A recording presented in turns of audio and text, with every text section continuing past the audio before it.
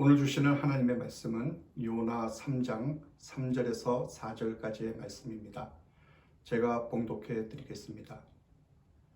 요나가 여호와의 말씀대로 일어나서 니느웨로 가니라. 니느웨는 사흘 동안 걸을 만큼 하나님 앞에 큰 성읍이더라. 요나가 그 성읍에 들어가서 하루 동안 다니며 외쳐 이르되 40일이 지나면 니느웨가 무너지리라 하였더니. 할렐루야. 저는 오늘 가짜 회개에 속지 말자라는 주님의 말씀으로 함께 은혜를 나누겠습니다. 오늘 우리가 평양 대부흥이라고 부르는 성령의 강권적인 역사는 1907년 1월 2일부터 1월 15일까지 장대현 교회에서 열린 평안남도 동계 남성 사경회에서 시작이 되었습니다. 성도들은 끊임없이 기도를 하다가 1월 15일 오전 2시까지 600명이 남아서 철야기도회를 가졌는데 이날 길선주 장로는 그 많은 회중 앞에서 1년 전 세상을 떠난 친구로부터 재산을 관리하도록 부탁을 받았는데 그 중에서 일부를 자신이 착복했다라고 그렇게 스스로 자신의 죄를 고백을 했습니다. 이 고백이 회개의 역사를 불러일으켰고 이때부터 회중들의 그 죄의 고백은 계속이 되었습니다. 그리고 수많은 사람들이 자신이 은밀히 숨겼던 그 죄를 하나님 앞에 하나씩 고백하기를 시작을 했습니다. 이때의 회개 기도는 마치 바다에 있는 성난 파도 소리와도 같다고 하면서 그 당시의 상황을 김양선은 이렇게 기록했습니다. 인간이 범할 가능성이 있는 모든 죄는 거의 다 고백되었다. 사람의 체면은 이제 다 잊어버리고 오직 이때까지 자기들이 배반했던 예수를 향하여 주여 나를 버리지 마옵소서라고 울부짖을 뿐이었다. 국법에 의해 처벌받든 또 그로 인해 벌을 받거나 죽임을 당하든 그게 문제가 아니었다. 다만 하나님의 용서를 받는 것만이 그들의 유일한 소원이었다. 이렇게 엄청난 죄가 이 기도회에서 고백되었고 여기서 끝이 난 것이 아니라 남에게 손해 또는 손상을 입힌 사람은 집을 찾아다니면서 사과를 했고요. 타인의 재물을 절도한 사람은 찾아가서 직접 갖는 그런 일도 있었습니다. 이와 같이 죄에 대한 회개는 부흥의 가장 중요한 원동력이 됐습니다. 그래서 이 평양 대부흥은 오늘의 한국교회를 있게 한 초석이 된 것입니다. 놀라운 성령의 역사로 한국교회사에 큰 획을 그은 이 평양 대부흥운동이 100주년을 맞았던 지난 2007년 7월에 어게인 1907년 평양 대부흥이라는 표어를 내걸고 서울 월드컵 경기장에서 10만여 명의 교인들이 모인 가운데 한국교회 대부흥 100주년 기념대회가 열렸습니다. 거기에 대표 강사였던 지금은 돌아가신 오카노 목사님은 한 기독교 잡지사와의 인터뷰에서 교회가 존경을 못 받는 건 거짓 회개한 탓이라고 이렇게 말하면서 이런 말씀을 하셨습니다. 여러분 주위를 보십시오. 교회는 날마다 회개하고 있습니다. 그런데 왜 회개가 필요할까요? 바로 회개가 형식이 되어버렸기 때문입니다. 이건 아주 중요한 포인트입니다. 한국교회의 현 주소를 보십시오. 거짓 아닌 진짜 회개를 할 능력을 잊어버리지는 않았는지 염려스럽습니다. 그래서 교회가 사회로부터 신뢰와 존경을 못 받는 것이라고 봅니다. 교회에서는 주님, 시어머니를 미워하는 저를 용서해 주십시오 라며 눈물을 흘리고 돌아가면 시어머니를 사랑해야 맞습니다. 그런데 변함없이 미워하고 있습니다. 이런 형식적인 회개가 쌓이고 쌓여서 위선이 됩니다. 그렇기에 오늘날 대부분의 교인들은 죄를 짓고 난 후 그 죄에 대한 용서를 구하는 것으로 회개를 잘못 인식하고 있는 것입니다. 즉 한국교회가 외형적으로는 회개를 중요시 여기고 강조를 하는 것 같지만 참된 회개가 아닌 가짜 회개를 하고 있다는 겁니다. 또 그로 인해서 한국교회가 사회로부터 신뢰와 존경을 받을 수가 없게 되었다는 것이죠. 사랑하는 여러분, 신앙생활을 하면서 우리가 귀에 못이 박이도록 듣는 말씀이 회개하라입니다. 근데 이와 동시에 가장 쉽게 흘려버리는 말씀이 회개하라입니다. 여러분, 지금의 우리를 돌아보면 우리는 진정한 회개를 했다고 할 수가 있을까요? 누군가는 예수님을 믿기 전에는 다른 사람과 자주 다투고 양보를 모르는 사람이었는데 예수님을 믿은 후에는 겸손하고 오래 참으며 포용하는 사람으로 변했다라고 그렇게 얘기를 합니다. 또 누군가는 예수님을 믿기 전에는 항상 자기중심적이고 이기적이었는데 이제는 사랑하는 마음으로 남을 도와주고 또 연약하게 실족한 사람을 보면 붙들어 줄 수 있는 그런 사람이 되었다라고 얘기를 합니다. 그렇다면 이렇게 겉으로 보여지는 그 착한 행실들이 정말 진정한 회개를 의미하는 것일까요? 그리고 이러한 회개가 과연 얼마나 오래 갈 수가 있을까요? 누구나 말을 하지 않아도 잘 아실 겁니다. 평소에는 잘 참고 양보하고 남들과 다투지 않는 사람도 일단 누군가 자기에게 조금이라도 불리한 언행을 보이거나 자존심을 상하게 하면 그 사람을 몹시 미워하고 또 보복할 마음까지도 생각을 합니다. 겉보기엔 겸손하지만 정작 서로 생각이 다르면 상대방을 자기 생각에 맞추려고 그렇게 노력을 합니다. 언쟁을 하진 않아도 속으로는 계속 자기 생각을 고집하면서 행동을 할 때도 자기 생각대로 움직입니다. 또 거짓말로 남을 속이거나 혈기를 부리거나 시기하고 질투하는 등의 모습들이 아직도 많이 나타나고 있는 것입니다. 이것은 우리가 회개 기도는 많이 하지만 그건 단지 입술로 죄를 인정하는 것에만 그칠 뿐 진정으로 그 죄를 미워하고 증오하지는 않고 있다는 것입니다. 그래서 계속 같은 상황이 반복이 되는 거예요. 다시 말해서 낮에는 죄를 짓고 저녁에는 죄를 자복하는, 죄를 회개하는 그런 삶이 악순환적으로 돌고 돌 뿐 실제적인 변화는 보이지를 않고 있다는 것입니다. 여러분, 지나고 나서 보니까 요나가 큰 물고기 뱃속에서 드린 그 기도 안에는 나중에 그가 무너질 것임을 알리는 실마리가 들어있었습니다. 애초에 요나가 달아났던 이유는 하나님이 이스라엘의 적들에게 자비를 베푸실까 봐, 그래서 그것을 요나는 불의하다라고 보았기 때문에 그가 달아난 것이었습니다. 그런데 2장에서 요나는 하나님이 그를 용서하시고 받아들여주지 않으시면 아무런 소망이 없다는 현실에 직면을 했습니다. 그래서 그에게는 자비가 필요했고 물고기 뱃속에서 하나님의 은혜가 필요함을 더 깊이 이해를 하게 됐습니다. 그래서 그는 하나님께 은혜를 베풀어 주시면 나의 소원을 주께 갚겠나이다 라고 헌신의 기도를 드렸던 것입니다. 여러분, 하지만 요나의 기도 속에는 그의 죄를 고백하는 회개가 없었습니다. 그러니까 요나의 문제는 자신이 무엇을 잘못했는지를 하나님 앞에 얘기를 하지 않았다는 것이죠.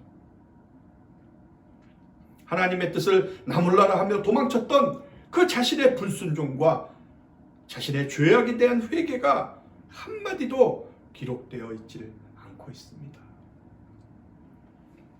그러므로 물고기 뱃속에서 요나가 하나님 앞에 했던 회개는 절반만 한 회개입니다. 절반의 회개예요. 요나는 자신의 고통을 강조하는 것에 집중을 했습니다. 그가 기도를 할 수밖에 없었던 이유는 바로 그가 당하는 고난이 컸기 때문에 그런 것입니다. 여러분, 우리가 고난을 당하거나 깊은 질병이 들어 아플 때 우리는 기도를 합니다. 하나님, 이 고난을 제거해 주세요. 못 살겠습니다. 근데 그래도 고난이 사라지질 않으면 이런 기도도 합니다. 하나님, 이 고난이 지나가게 해주시면 제가 주님께 충성할게요. 제 몸을 주님께 바치겠습니다. 제가 가진 것을 주님께 드리겠습니다. 어떻게 보면 굉장히 멋진 기도죠. 그러나 이보다 더 중요한 것이 바로 자신을 돌아보는 것입니다. 하나님, 그동안 제가 말로 행동으로 다른 사람에게 얼마나 상처를 줬는지 모릅니다. 제가 얼마나 교만했는지 모릅니다. 제 속에는 늘 거짓이 있었습니다. 나를 변명하려고 남에게 내 죄를 덮어씌운 적도 많았습니다. 제 속에 있는 제 악함을 제가 압니다. 내 안에 있는 악과 허물을 하나님 앞에 먼저 토해내야 합니다. 그런 의미에서 요나는 절반의 회개만 한 것입니다. 자, 물고기 뱃속에 들어가서 모진 고난을 경험한 요나는 더 이상 하나님을 피할 길이 없음을 깨닫고 하나님 앞에 회개를 했습니다. 그래서 하나님은 회개한 요나에게 두 번째로 사명을 감당할 기회를 주시고자 물고기 뱃속에서 육지로 토하여 내셨습니다. 그리고 일어나 저 큰 성읍 니느웨로 가서 내가 내게 명한 바를 그들에게 선포하라 라고 하셨습니다. 여기서 하나님이 요나에게 명한 바가 무엇이죠? 요나서를 시작하는 1장 2절에 보면 너는 일어나 저 큰 성읍 니느웨로 가서 그것을 향하여 외치라. 그 악독이 내 앞에 상달되었음이니라 라는 말씀이었습니다. 그러니까 그 악독이 내 앞에 상달되었으니 너희가 회개하지 않으면 심판이 임할 것이기 때문에 너희들 돌아와야 된다라는 그 회개의 복음을 선포하라는 것이었습니다. 그 영혼들도 하나님의 사랑의 대상이기 때문에 요나에게 그 명령을 하나님께서 주신 거예요. 그래서 요나는 그 명령을 받고 니느웨로 갑니다. 오늘 본문 3절을 보겠습니다. 요나가 여호와의 말씀대로 일어나서 니느웨로 가니라. 니느웨는 사흘 동안 걸을 만큼 하나님 앞에 큰 성읍이었더라. 자, 여기 보니까 니느웨 성의 크기가 사흘 동안 걸을 만큼 하나님 앞에 큰 성읍이라고 합니다. 여러분, 이 큰 성읍이라는 말은 사실 small, big 뭐 이런 개념이 아니라 하나님에게 중요한, 즉 하나님이 사랑하는 성읍이라는 뜻입니다. 그런데 본문 4절 말씀을 주의 깊게 보시기 바랍니다.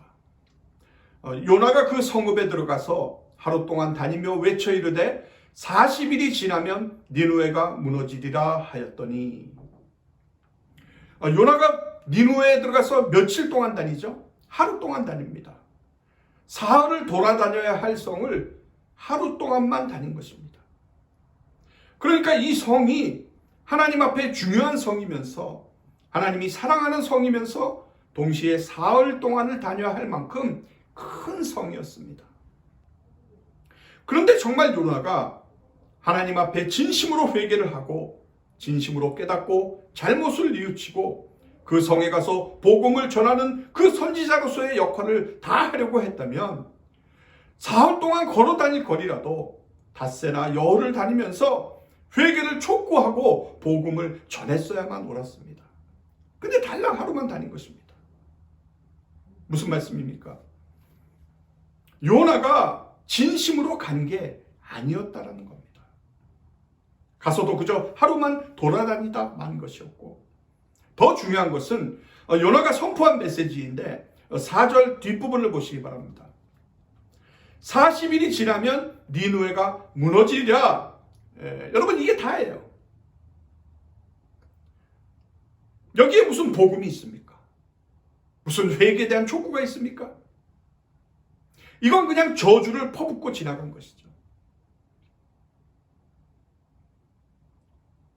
지금 요나의 모습을 보면 겉으로 보기에는 드디어 하나님 앞에 순종한 것처럼 보입니다. 근데 그런 순종의 모습은 말 그대로 그렇게 보인 것뿐이었습니다. 그의 태도나 그의 행동을 보면 전혀 진심이 담겨져 있지 않습니다. 그래서 어떻게 알 수가 있냐 하면 나중에 4장 1절에 가서 보면 요나가 매우 싫어하고 성내며 라고 합니다. 요나는 어쩔 수 없이 하나님의 낯을 피할 수 없다는 그 사실을 깨닫고 나서 그가 가기는 갔지만 진심으로 간 것은 아니었다는 것입니다. 요나는 니느웨 사람들이 자신이 전하는 말을 듣고 회개하며 하나님께 구원받는 것이 싫었던 것입니다.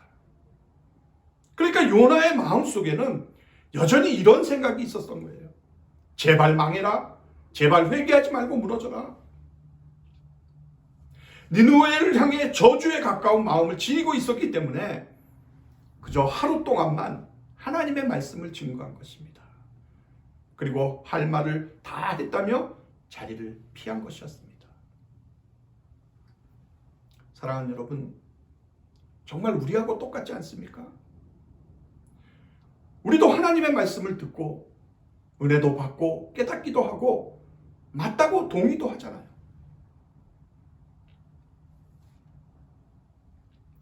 그러나 삶의 현장으로 돌아가서 정말 삶의 내용을 돌아보면 우리도 진심으로 고치질 않습니다.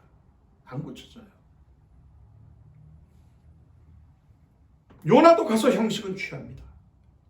그러나 요나가 사흘 동안이나 걸어다녀야 할 그 성읍을 달랑 하루만 돌아다니면서 선포를 했던 그 메시지는 복음도 담겨 있지 않고 하나님이 어떤 분인가에 대한 설명도 없고 그저 딱 하나 거의 심판과 저주에 가까운 내용만 아주 짧게 퍼붓고 지나갑니다. 근데 이 당시의 선지자들은 예를 들면 요엘 같은 선지자는 항상 어떤 도성에 하나님의 심판이 내릴 것이라는 그 하나님의 명령을 전할 때에는 하나님의 성품과 회개와 돌이킬 것을 반드시 촉구를 했습니다. 근데 요나의 메시지 속에는 전혀 그런 내용이 담겨져 있지 않습니다. 그저 그의 설교의 요지는 40일이 지나면 니느웨가 무너질 수도 있다가 아니라 40일이 지나면 니느웨가 무너진다 였습니다. 그게 뭐예요? 그것은 바로 요나가 정말 열렬히 원하고 소망했던 바였습니다. 그는 니느웨에 하나님의 진노를 전하는 것을 즐거워했습니다. 눈물을 쏟으면서가 아니라 정말 신이 나서 메시지를 전하며 하나님의 망치가 속히 그들을 내려치기를 기대했던 것입니다. 그러므로 물고기 뱃속에서 요나가 하나님 앞에 했던 회개는 절반만 한 회개입니다. 엄밀하게 따지자면 가짜 회개였던 것입니다. 사랑하는 여러분, 사람이 회개의 문을 통과하고 성령으로 거듭나 거룩해지면서 하나님 뜻대로 행하는 자라야 천국에 들어갈 수가 있습니다. 그렇기 때문에 회개는 천국의 문으로 나아가는 첫 관문이고 진정한 믿음의 첫 발걸음입니다. 그래서 예수님께서 공생애를 시작하시면서 하신 첫 말씀이 회개하라 천국이 가까이 왔느니라였고 회개하고 복음을 믿으라였습니다. 그러나 사람들은 이것을 두고 예수님이 회개하라고 말씀하신 것은 믿지 않는 자를 대상으로 한 것이라고 그렇게 말을 합니다. 그러면서 입술로 믿음을 고백하기만 하면 누구나 다 구원을 받는다고 주장을 합니다. 대표적인 예가 예수님 옆에서 십자가 처형을 함께 받은 강도가 그리스도를 믿는다고 고백하였기 때문에 구원을 받아서 낙원에 갔다고 그렇게 얘기를 합니다. 그러나 여러분, 성경을 한번 자세하게 읽어보십시오. 그 강도는 십자가 처형을 받으면서 아무도 원망을 하지 않고 자신의 죄를 철저하게 진정으로 회개하고 예수 그리스도를 자신의 구세주 메시아로 믿고 받아들였습니다. 그러니까 그 강도는 바로 회개한 사람이었습니다. 여러분, 저는 지금 믿음으로 구원받는다라는 것을 부정하는 것이 아닙니다. 진정으로 회개를 한 믿음이 참 믿음으로 구원에 이를 수가 있다라고 말하는 것입니다. 사랑하는 여러분, 그렇기 때문에 사탄은 가짜 회개를 만들어서 사람들을 교묘하게 속입니다. 그래서 우리는 과거에 가짜 회개에 철저하게 속았었고 아마도 상당수의 교인들이 현재에도 이것에 속고 있습니다. 그러면 가짜 회개가 무엇일까요? 가짜 회개는 믿음 속에 당연히 회개가 포함되어 있다고 속입니다. 그래서 믿음을 고백하기만 하면 회개한 것이라고 생각합니다. 그러나 이런 것이 진정한 회개라면 요한계시록에 나오는 사대교회나 라오디게아 교인들은 훌륭한 그리스도인으로 우리가 여겨야 할 것입니다. 왜냐하면 그들은 모두 믿음을 고백한 그리스도인들이었습니다. 그러나 예수님은 그들이 회개하지 않았기 때문에 그들을 크게 책망하셨고 그들을 입에서 토해버리겠다고 경고를 하셨습니다. 또 가짜 회개는 교회에서 세례를 받고 교회 의식에 참여하는 것이 곧 회개한 것이고 거듭난 것이라고 속입니다. 그런데 이것이 옳다면 세례받은 사람은 누구나 다 구원을 얻어야 할 것입니다. 구원의 문이 그토록 넓다면 예수님께서 청함을 받은 자는 많되 택함을 입은 자는 적으니라.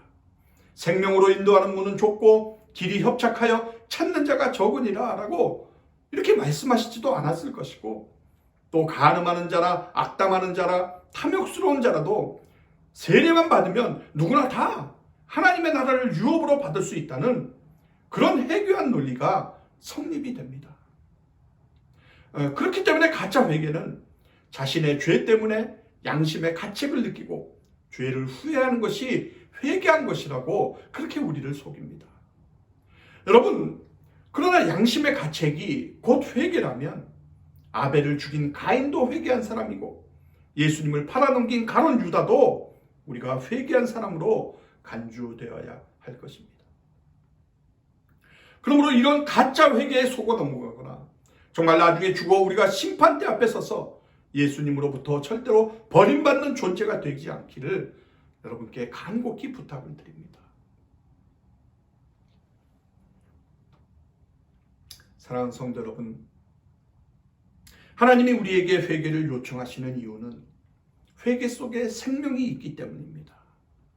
회개 속에 치유가 있고 회복이 있기 때문입니다.